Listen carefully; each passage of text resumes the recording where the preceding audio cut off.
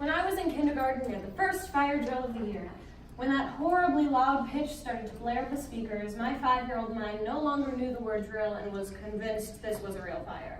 So I did what any sane 5-year-old would do and stuffed my pride and joy, my Harry Potter backpack under my jacket, and followed the rest of my class outside.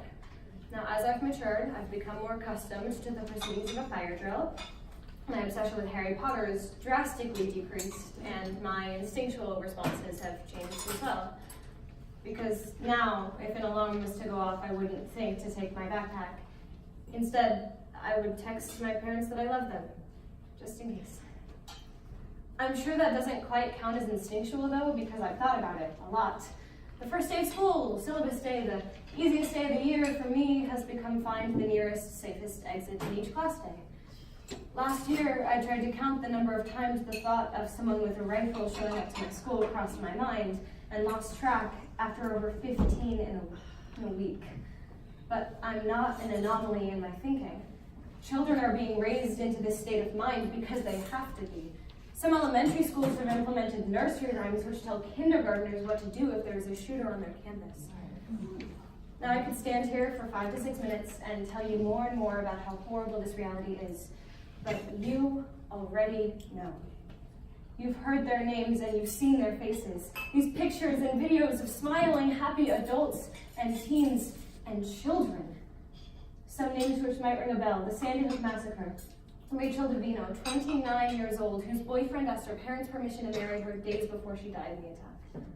Noah Posner, 6 years old, whose twin sister survived the attack while he did not. And young Jessica Rakos, whose last words to her mother were to tell her how excited she was to sell Girl Scout cookies that year. So what can we do? As community members, teachers, parents, and students, what can we do to prevent this violence targeted at our schools? Well, in March of 2018, the Times Magazine suggested 6 real ways we can reduce gun violence in America, which includes great ideas for gun control laws and safeties. But while I read these ideas as a high school student who could be most affected by an event like this happening a little closer to home, I feel helpless and vulnerable. These aren't changes I have any say in. I can't vote yet.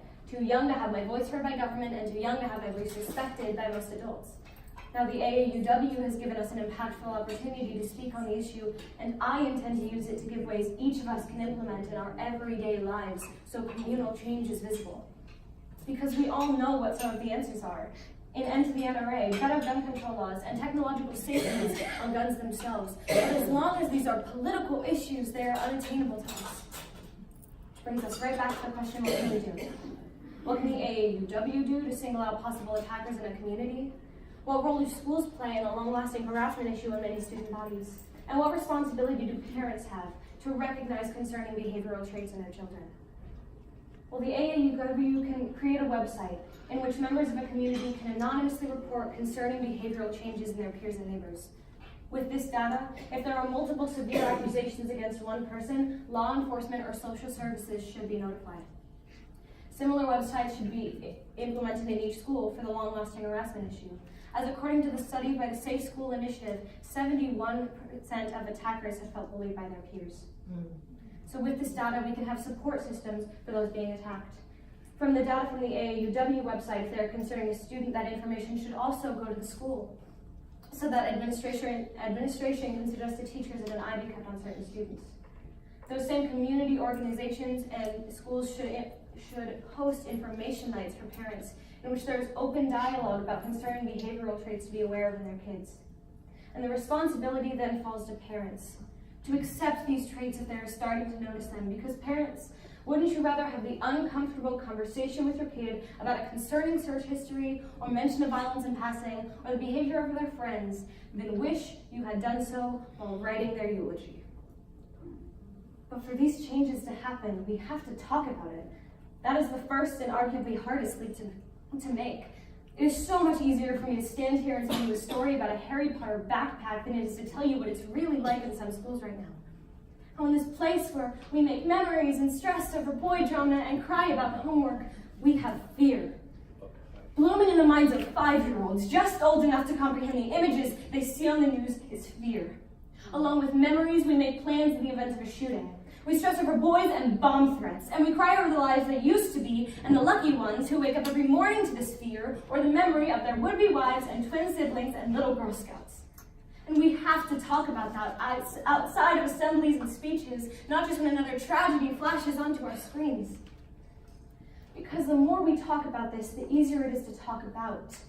The less taboo this topic becomes, the easier it is to come forward with concerns. And if we really talk about what is at stake here, the less political the lives of children will become.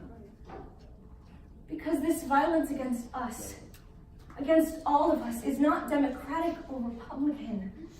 It should not be the unreachable political issue it has become, because it is an issue of soon-to-be-engaged teachers and twin siblings and little Girl Scouts and kids with Harry Potter backpacks.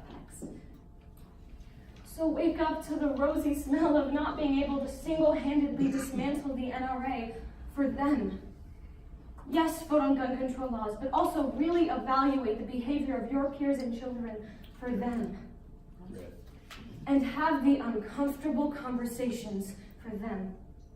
Because those friends, families, community members, and parents, if given the chance, would do anything for them.